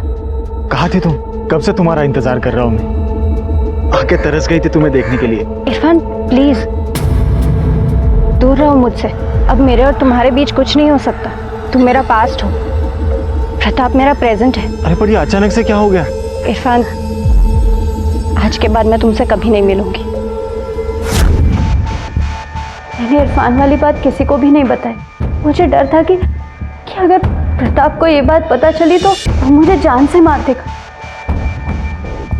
और कल जब मैं मंदिर गई तो मैंने ये बात इसलिए नहीं छुपाई थी क्योंकि मैं डर गई थी, बल्कि इसलिए नहीं बताई क्योंकि मैं जानती थी कि मेरी बातों का यकीन कोई नहीं करेगा। सब यही मानेंगे कि मेरा और इरफान का अभी भी अफेयर चल रहा है, जबकि मैंने उसे कभी कोई कांटेक्ट नहीं रखा। सब यही समझेंगे कि मैंने मेरे पति का कत्ल करवाया है और उसके कत्ल की साजिश में मुझे भी घसीट लेंगे।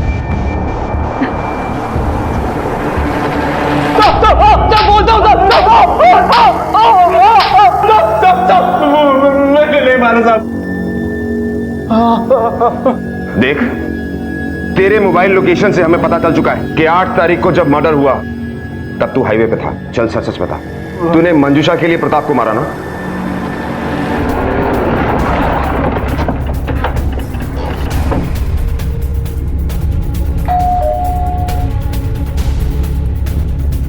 ये इरफान का घर है? हाँ, कहिए। आप कौन? मैं उनकी बीवी। हमें आपके घर की तलाशी लेनी है। ये रहा आपके घर की तलाशी का वारंट। भाविस्कर, तावड़े, कानम कोबरा बिन जुंगाड़ा। Okay sir.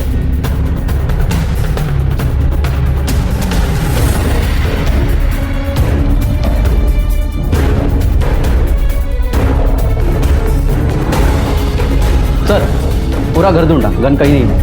सर, इथे पण काय नाही भेट।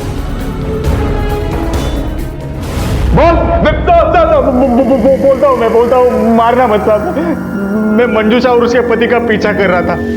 मंजूषा मेरी बात को मान ही नहीं रही थी। मैंने सोचा कि उसकी पति की पिटाई करके उसे धमकी दूंगा तो वो अपने आप हमारे रास्ते से दूर हो जाएगा। फिर आगे रास्ते में उन्होंने किसी 2 लोगों को गाड़ी में बिठाया। मैंने सोचा कि ये 2 लोगों को मैं नहीं संभाल पाऊंगा। फिर साहब आगे रास्ते में मैं एक ढाबे पर रुक गया था। शाम 5:30 बजे तक साहब मैं उधर ही था। माँ कसम साहब, मैंने किसी को नहीं मारा साहब, सच बोल रहा हूँ मैं। वैसे भी प्रताप ने घर और बाहर इतने सारे दुश्मन पाल के रखे थे कि वैसे भी ये काम कोई भी कर सकता था। साहब बोल, तू कहना क्या चाहता है? साहब, प्रताप ने एक लड़की को यूज करके फेंक दिया था साहब। ये बात उसकी पूरी फैमिली जानती है, लेकिन कोई नाम नहीं लेगा साहब, क्योंकि उसका नाम लेगा तो उनकी बदनामी होगी। सर, मर्डर स्पॉट से वो ढाबा लगभग 5 किलोमीटर की दूरी पर है। हमने ढाबे पर जाकर पूछताछ की तो पता चला कि इरफान सच बोल रहा है। जिस वक्त मर्डर हुआ उस वक्त इरफान उस ढाबे पर ही था। जिंदे, मुझे ऐसा लगता है कि मर्डर का प्लान इरफान और मंजूषा ने मिलकर किया है। दोनों के पास वजह थी। इरफान मंजूषा को पाना चाहता था और मंजूषा अपनी शादी से मुक्ति। शायद मंजूषा के दिल में इरफान के लिए वापस से फीलिंग पैदा हो गई थी, इसीलिए उसने उसको बचाया। पता नहीं कौन से कर्मों की सजा मिल रही है मुझे, जो ऐसी औलाद पैदा हुई है मेरे घर में। एक ने शादी करके समाज में नाक कटवा दी और एक है जो शादी के बाद भी अफेयर कर रही है। बाबा गलत समझ रहे। बकवास मत कर, मुझे सब पता है। अरे तेरी वजह से समाज में निकलना मुश्किल हो गया है मेरा। चुप भी करो। और कितना कीचड़ उछालोगे दूसरों पर? कभी खुद पे शर्म नहीं आती तुम्हें? हमेशा से तुमने अपनी बातें मुझ पर और बच्चों पर ला दी है। कभी कभी तो मुझे शक होता है कि प्रताप की इन हरकतों से तंग आकर और सोहम ने जो अंजलि के साथ शादी की उसकी वजह से और अपना कॉन्ट्रैक्ट खोने की वजह से मैंने तो इन तीनों का खून नहीं किया। सर, प्रताप के कॉल रिकॉर्ड में हमें एक नंबर ऐसा मिला है जिस पर कुछ महीने पहले काफी सारी बातें हुई है, और बैंक रिकॉर्ड के मुताबिक एक अकाउंट नंबर ऐसा मिला है जिस पर लगभग हर महीने पैसे जमा किए जाते थे। सर, ये बैंक अकाउंट और फोन नंबर एक ही इंसान के नाम पर रजिस्टर्ड है। नाम क्या है? सर, राधिका माने। राधिका माने से तुम्हारे क्या संबंध है? छुपाने की कोशिश मत करना, क्योंकि हम राधिका तक पहुंच चुके हैं। इसलिए तुम्हारा फायदा इसी में है कि तुम सब कुछ सच सच बता दो, वरना तुम पर इतने केस लगाएंगे कि सारी जिंदगी तुम्हारी जेल में गुजरेगी। राधिका माने? हाँ, आपको हमारे साथ पुलिस स्टेशन आना पड़ेगा। Police station? लेकिन क्यों? राधिका मेरे कजिन की बेटी है। बचपन में उसके माँ बाप की एक एक्सीडेंट में मौत हो गई थी, तब से मैंने उसे पाला है। जनार्दन काका और सावित्री काकी ने मुझे पाल पोस कर बड़ा किया, अच्छी जिंदगी दी, कभी कोई भेदभाव नहीं किया। लेकिन मंजूषा ताई की शादी के बाद जब से वो प्रताप मेरी जिंदगी में आया है, मेरी जिंदगी तहस नहस हो गई है। काका ने जबरदस्ती मुझे उसके साथ रिश्ता रखने के लिए मजबूर किया। प्रताप का जब मन करता था वो तब मेरे साथ जबरदस्ती करता था। अपने बच्चे की तरह पाला मैंने उसे, और बदले में उसने मेरी बेटी का घर बर्बाद कर दिया। वो कहती थी कि प्रताप की गंदी नजर है उस पर।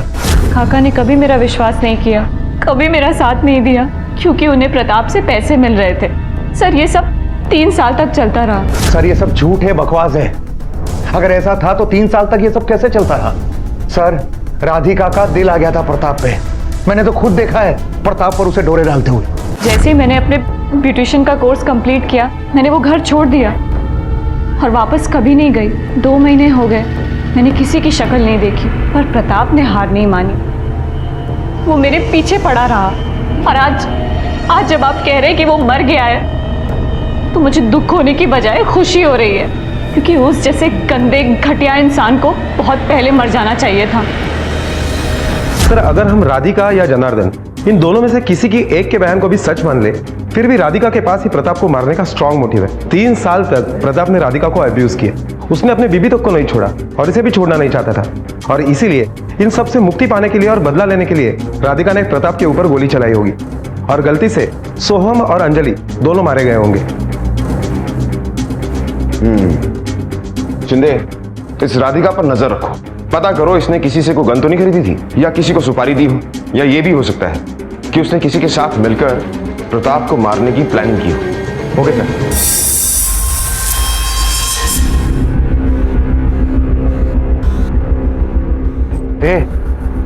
क्या हुआ? मुंह क्यों लटका हुआ तेरा? कुछ नहीं, बस सोच रही थी कि झूठी इज्जत और पैसे कमाने के लिए आप सच को कितना दबाओगे। क्या हम नहीं जानते हमारे घर में राधिका पर क्या गुजरी है? उस बेचारी राधिका ने क्या नहीं सहा? क्या प्रताप नहीं? फालतू बात मत कर। जिस चीज की अक्ल नहीं हो ना, उसके बारे में बकवास नहीं करनी चाहिए। तेरी नजर में तो बिल्कुल कभी सही था ही नहीं। मैंने कभी कोई सही काम किया ही नहीं। जब घर से बाहर निकलोगी ना, समाज में जिंदा रहने के लिए और घर चलाने के लिए हाथ पैर मारोगी ना, तब जाकर पता लगेगा कि दुनिया क्या है और कैसे चलती है। बकवास करती है।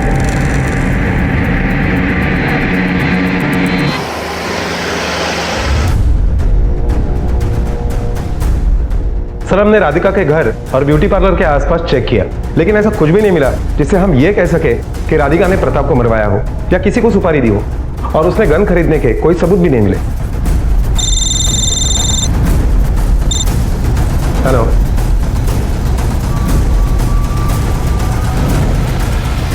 अरे भाई, तुम्हारे पैसे दे दूंगा मैं। कहीं भागा जा रहा हूं क्या? भरोसा रखो ना। बोल रहा हूं, कितनी बार बताऊं मैं तुम्हें? दे दूंगा। हाँ, कैसे हैं आप? काफी बिजी लग रहे हैं। कैसे चल रहा है आपका काम? काम तो ठीक ही चल रहा है। अच्छा, लेकिन हमें तो ये पता चला है कि आप कंप्लीटली नेहा के पिता के ऊपर डिपेंडेंट थे, और जब नेहा के साथ आपके बेटे का रिश्ता टूटा तो आपसे सारे कॉन्ट्रैक्ट वापस ले लिए गए, और ऊपर से कमेटी ने इंक्वायरी बिठा दी ये पता करने के लिए कि पिछले 15 साल से आपने कितनी ईमानदारी से काम किया है। सही बात है?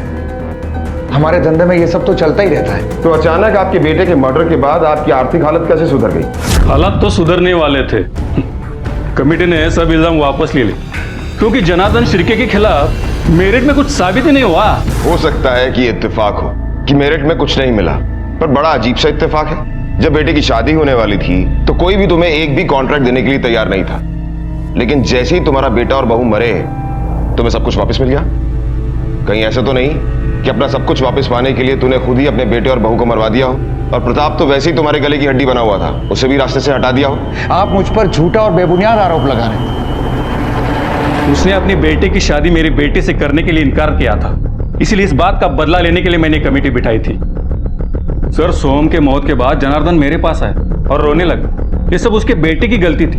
वो खुद अपने बेटे की शादी मेरी बेटी नेहा के साथ करवाना चाहता था, लेकिन औलाद ऐसे निकली, वो तो क्या करे। सर, 20 साल से मेरी और उसकी जान पहचान थी, इसलिए मैंने सोचा कि उसे माफ कर दूं, और मैंने कभी उसे सोहम की हत्या करने के लिए नहीं कहा था, और ना ही कभी मैंने उसको धमकाया था। तुम सिर्फ अपने बारे में सोचते हो। तुमने अपने फायदे के लिए जबरदस्ती अपनी बेटी की शादी प्रताप से करवाई, और फिर राधिका से फायदा उठाने के लिए उसे भी बलि पर चढ़ा दिया, और अपने बेटे की शादी नेहा से करवाने की सोची ताकि उसके बाप से फायदा उठा सको। और जब सोहम ने तुम्हारे प्लान को चौपट कर दिया तो तब तुमने सोहम और अंजलि दोनों को मरवा दिया। अब जल्दी से बता दो, किससे करवाया ये काम? किसे सुपारी दी थी? बोल। साहब, मैं सेल्फिश नहीं हूं। आज की इस जोड़ तोड़ की दुनिया में जैसे जिंदा रहा जाता है, बस मैं भी वही कर रहा था, पर मैं अपने लिए नहीं कर रहा था, अपने परिवार के लिए कर रहा था। पर इस सब के लिए मैं किसी को मार नहीं सकता।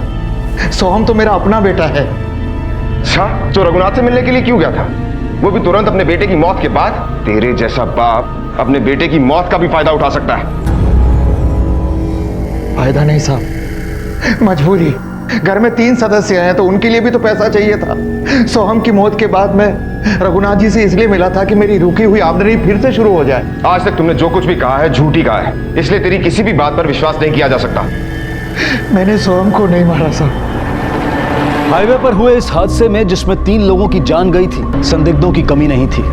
मंजुषा, जनार्दन, इरफान, अंजलि का परिवार, नेहा का परिवार, राधिका, सभी के पास कत्ल का मकसद था, लेकिन इसके बावजूद पुलिस के पास कोई ठोस सबूत नहीं था जो कि इनमें से किसी को भी कातिल साबित कर सके। पुलिस के पास रास्ते अनेक थे, लेकिन ऐसा लग रहा था कि जैसे हर रास्ता एक बंद गली में खत्म हो रहा है। और तभी आंख मिचोली खेलने वाले इस केस में पुलिस को हत्या का हथियार मिला, और कड़ियां जैसे खुद ब खुद जुड़ने लगी। इसे पहचानती हो ना? अब बात को बिना घुमाए फिराए सब कुछ सच सच बताओ, क्या हुआ था उस दिन?